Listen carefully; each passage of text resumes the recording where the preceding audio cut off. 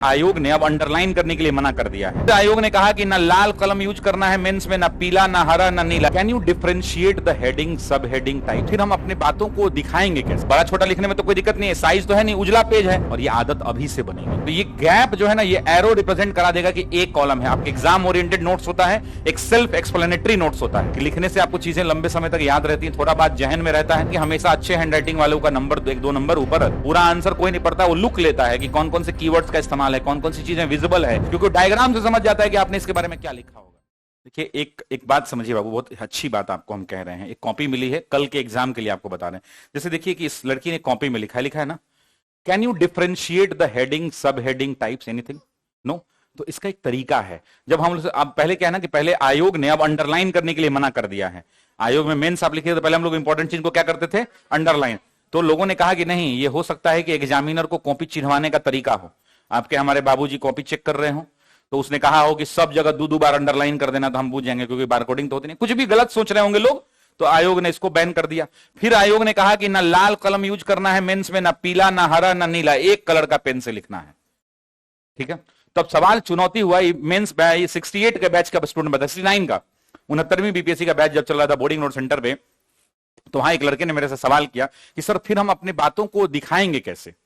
मान लीजिए हमको कोई चीज हाईलाइट करना है, अंडरलाइन नहीं कर सकते, डिफरेंशिएट करना है। देखिए, एक साह लिखा हुआ ऐसा नहीं लिखा जाता है।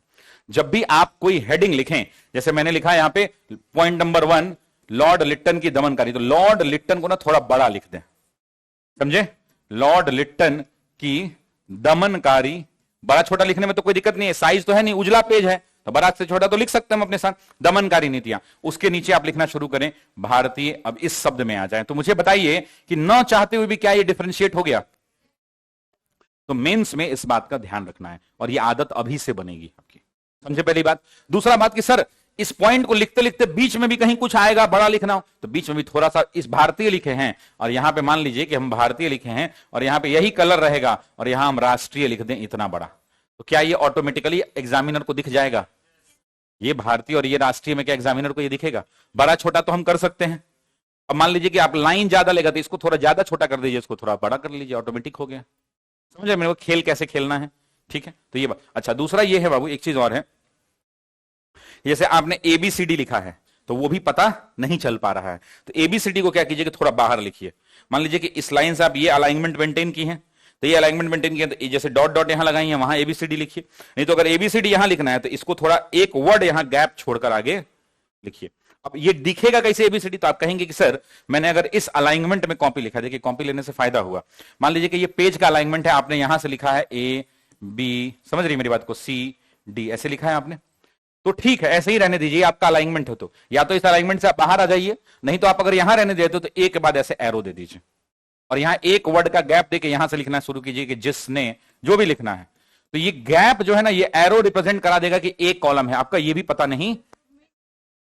थोड़ा इधर रख लीजिए ना, जैसे हेडिंग मत रखिए, बोल्ड कर लीजिए, बड़ा कर लीजिए थोड़ा। हाँ, अच्छा, एक और तरीका हम आपको बताएं जो हम लास्ट में बताते हैं आपको। 2 तरह का पेन रखिए, एक पतना निब वाला, एक मोटा निब वाला। जब हेडिंग लिखना हो तो मोटा निब से लिख दीजिए, जब नॉर्मल बात लिखना हो पतना निब से लिख दीजिए, कहानी खत्म। सेम कलर का रख लीजिए, ब्लू ब्लू, समझ गई? मोटा वाला निब वाला पेन यही करता है।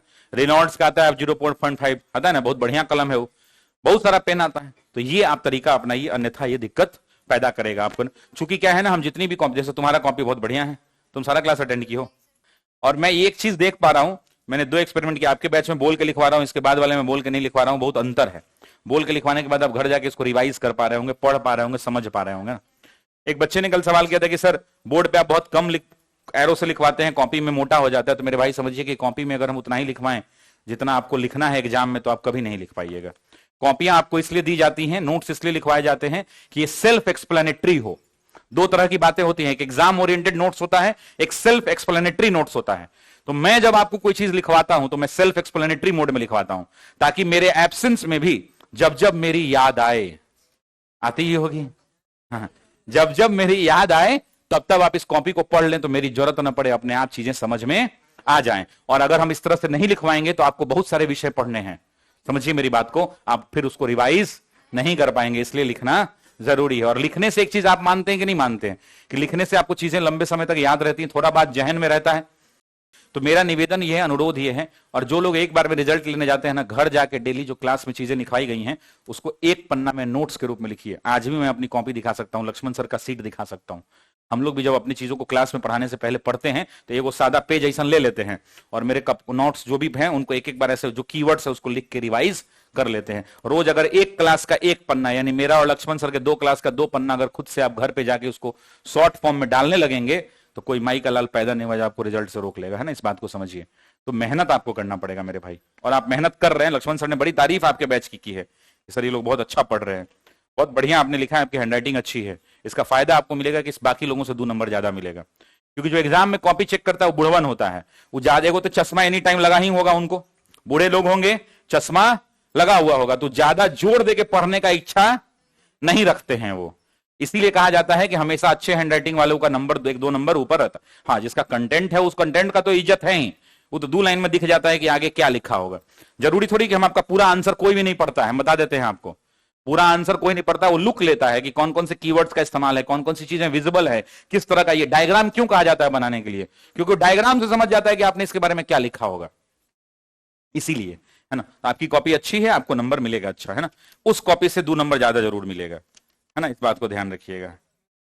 हाँ हाँ, अच्छा ये लड़का का किसका है, तोड़ा है रे, हम समझ रहे थे कि इसका है। नहीं बाबू, तो मुगालते में मत जियो। जैसे ये देखो, इसका कॉपी है, आप लोग देख लिए, दिखाओ बाबू तुम अपना कॉपी दो, तो यही मोड़ के दो, हंसोगे दांत से। देखो अब बोलो कौन ज्यादा बढ़िया, ये ना। हाँ, तुम तो ऐसे भी तुम लोग हो ही। किसका ज्यादा अच्छा है बाबू, बताओ तो। इसी का ना। हाँ, देखिए लड़का अपने लोगों का भी साथ नहीं दे रहा है, हाँ, सच्चाई का साथ दे रहा है। रोज 200 झूठ बोल के कहते हो सच्चाई का साथ दे रहा है। चलिए, anyways, so we will be compiling this topic today.